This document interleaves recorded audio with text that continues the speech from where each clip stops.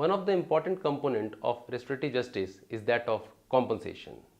And in case of rape victims, there is a scheme for compensation prescribed under the Code of Criminal Procedure in the form of 357 capital A, which requires all state governments to formulate a compensation scheme for various offences.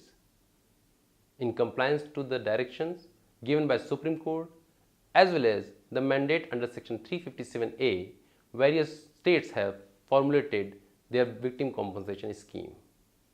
What is to be noticed in these victim compensation scheme is the disparity as far as the amount of compensation is fixed for offense of rape. The central government has noticed such a disparity in the quantum of compensation prescribed by these state compensation schemes and formulated a central victim compensation scheme through which a uniformity is to be brought as far as the quantum of compensation is concerned.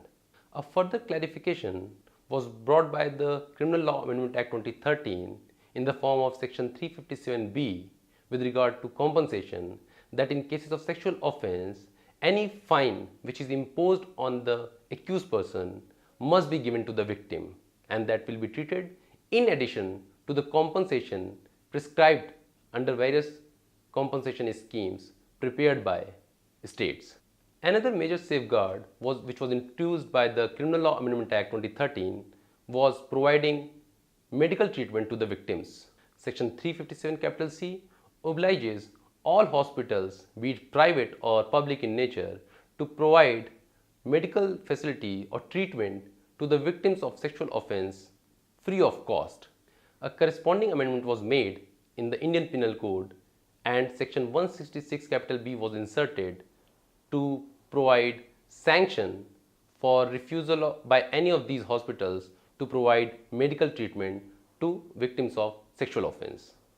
Therefore, now it is a duty of every hospital to treat on an urgent or immediate basis the victim of rape without wasting time and free of cost.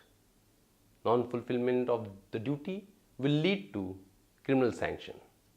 Non-disclosure of the identity of the rape victims. Naming rape victims or printing their name or publishing their name or making their name known to public is prohibited by law. Section 228 capital A of Indian Penal Code prohibits publishing or disclosure of name of rape victims in any way.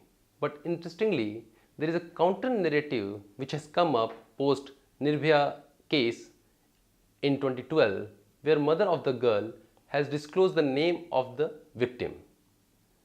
Similarly, the chairman of Delhi Commission for Women, Ms. Swati Maliwal, has also disclosed name of one of the rape victims in her Twitter, where they have argued that why it is victim who should hide her name and why not accused should be the one who should not reveal his name, because victim has not done anything wrong and it's the accused who has committed a gruesome crime against the victim. Therefore, such hiding the name of victim is against the spirit of the law. But as law stands today, it is an offense under section 228 capital A to publish or print the name of the victim in any manner. Despite the clear restriction of law and guidelines given by the Supreme Court on non-disclosure of the name of the rape victim, it has been observed that in 36% cases between 2011 and 2012 have shown name of rape victims. In the study conducted by Rahat in Mumbai, a support program for rape survivors initiated by NGO Majlis, it has come to the light that in 36% cases the judgment have given name of rape victims. It was found in the study that in 154 cases the charge sheet had all the details of the victim which was supplied to the accused lawyer. Therefore, again we can see that what law prescribes and how the law is implemented or executed at the ground level are two different. There is a clear restriction of law not to disclose the name of the rape victim, but at the same time the adjudicatory body in their judgment reflect the name of rape victims. Not only that, even in the charge sheet which is supplied to the accused party has also shown the name of rape victims and other details related to rape victims. Another important development which may be termed as a safeguard for rape victims is that victim's sole testimony is sufficient to prove the case beyond reasonable doubt. In a series of cases, the Supreme Court has held that if the victim's testimony is trustworthy and credible, then it can be a sole basis for conviction of the accused. It need not be corroborated by any other piece of evidence. Such an interpretation of law can be seen further strengthening the safeguards for rape victims in criminal justice system. Now let us discuss the safeguards which are available to a victim at sentencing stage. Rape sentencing has always been impacted or affected by preconceived notions, by stereotypes and other such things. Prior to 2013 Amendment Act, quite often the minimum sentence in a rape case were reduced by citing adequate and special reasons as provided in the Indian Penal Code. Prior to 2013, the Indian Penal Code provided for a minimum sentence for rape, but at the same time, discretion was vested on the judiciary to reduce the sentence from the minimum one if adequate and special reasons are there. It has been examined in various studies that such discretion was mostly exercised in a very arbitrary manner, and there were no rationale in some cases for reducing the sentence from the statutory minimum. Therefore, by the Criminal Law Amendment Act 2013, such a clause of special and adequate reasons was deleted, and now the court has no discretion to give less than minimum sentence in a rape case. One of the concerns at the sentencing stage in rape cases is that of quashing of the proceedings where accused marries the victim. Under the Code of Criminal Procedure, a case can be quashed by two ways. One, if a compromise has been reached by the parties, but it is only with regard to the cases which are mentioned in section 320, where compromise can be reached by the parties and where such compromise can be accepted by the permission of the court. The second way of withdrawing the case is that which is given under section 321, where the prosecutor can withdraw the prosecution. Other than these two methods, there is no third method by which a proceeding can be quashed if the offence is not given in section 320 and where the prosecutor has not withdrawn the prosecution. And a limited scope is given under section 482 for certain offences. But the 482 regime is used by the high courts in quashing the proceeding in cases where the accused has married two victims. Quite often than not, we have come across the cases where different high courts have reduced the sentence passed only because of the reason that the accused has married to the victim. The cases can be seen coming from Calcutta High Court, Punjab and Haryana High Court and Delhi High Court as well.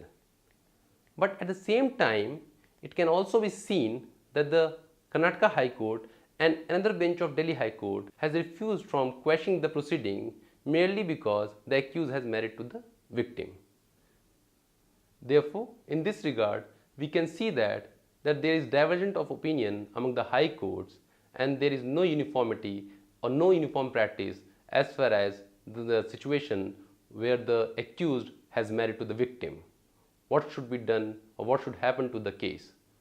Whether it is in the interest of justice to quash the proceeding or it is in the interest of the victim to go ahead with the case.